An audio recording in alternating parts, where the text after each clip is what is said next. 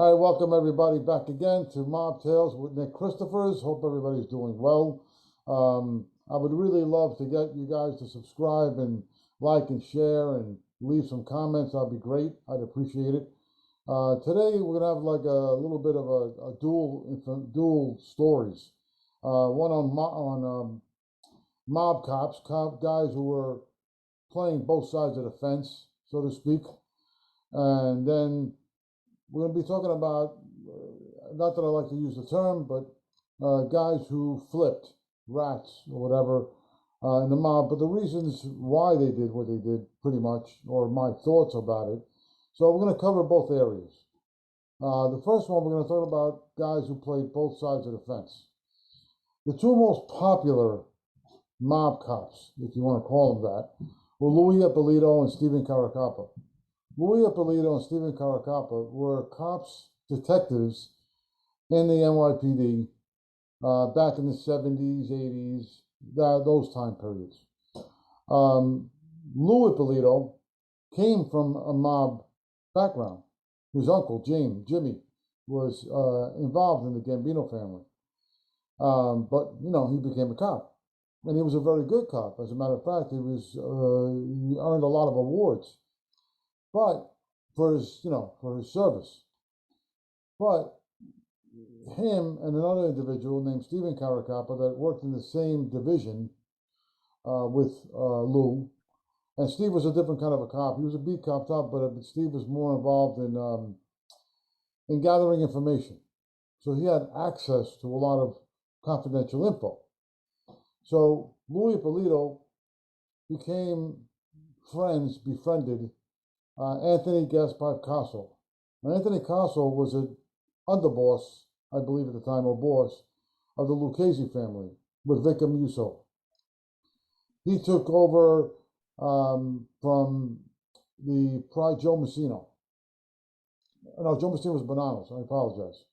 I think it was, I'm trying to remember the guy who came before Castle, but nonetheless, oh yeah, Christy Fenari. So they were in that crew. So Gaspipe used Ippolitto and Caracappa to find out information on guys that were either possibly going to rat, possibly going to be a threat to him in some way. And Ippolitto and Caracappa would offer Gaspipe or Anthony Castle information on these people. Gaspipe would in turn murder these guys or set traps for them or whatever the case may be.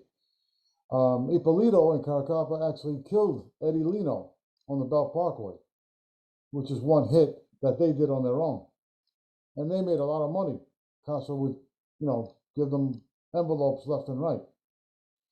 Eventually, Ippolitto and Caracappa got caught, and they left New York and moved to Vegas. And I think it was in the late 80s, 90s, I believe. And they eventually did get caught.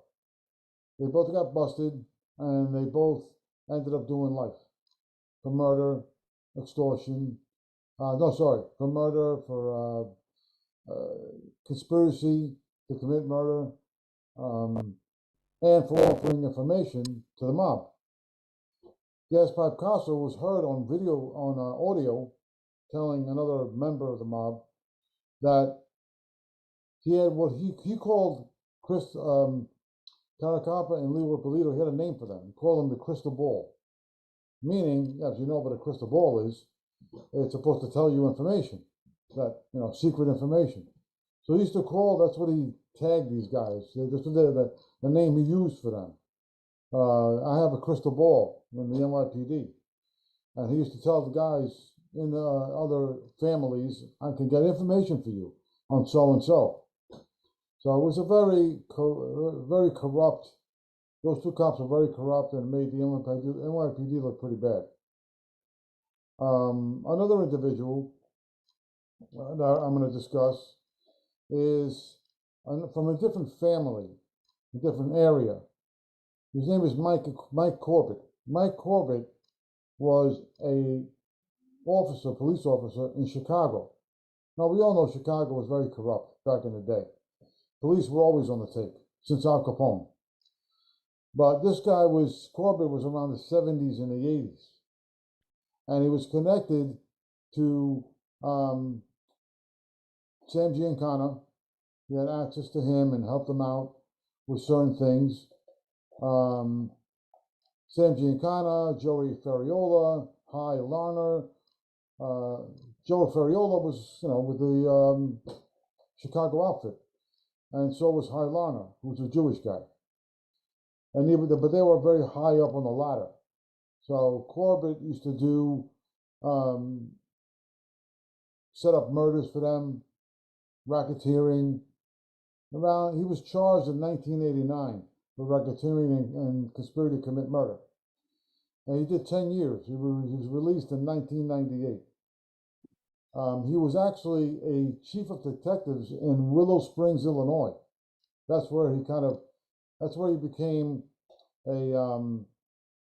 he had a very high office as a police officer and was able to do a lot of things and get a lot of information and do a lot of work for the mob. In the same town in Chicago was another big shot called Richard Cain, or Dick Cain, whichever way you want to call him.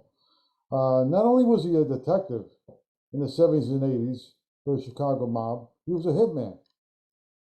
So he did hits for the Chicago mob as a detective, which, again, is another corrupt cop from the Chicago area. Again, which is not very new, because Chicago, like I said earlier, was well known for being, all police officers being very corrupt because they didn't make enough money. So guys like Richard Cain and Mike Corbett were, raised on the idea of how do we make money? How can we profit in other ways besides being cops?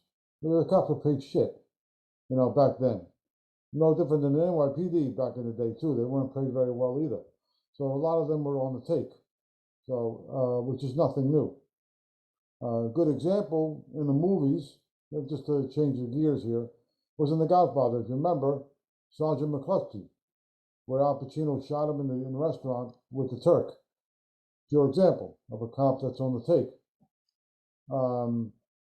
Another individual that we can talk about is, I'm going to mention his name. I don't have too much information on this gentleman, but his name is John Manca.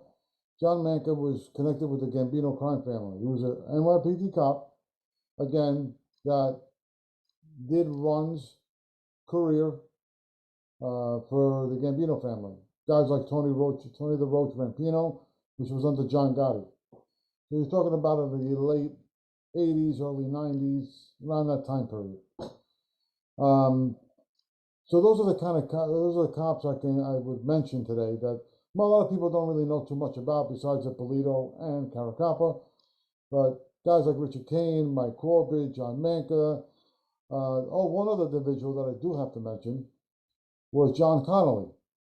Now, John Connolly was from the Boston area, and he held a very high position in the Boston PD. He was a handler for Whitey Bulger. Now, Whitey Bulger, as we all have known now, was working with the feds for years. And he made a deal with them where he would give them the North End Italian mob if they let him operate. So John Connolly made the deal with Whitey Bulger. But Connolly got too friendly with Whitey Bulger, and he basically let Bulger and the Winter Hill gang do whatever the hell they wanted. Murder, racketeering, extortion, loan sharking, you name it.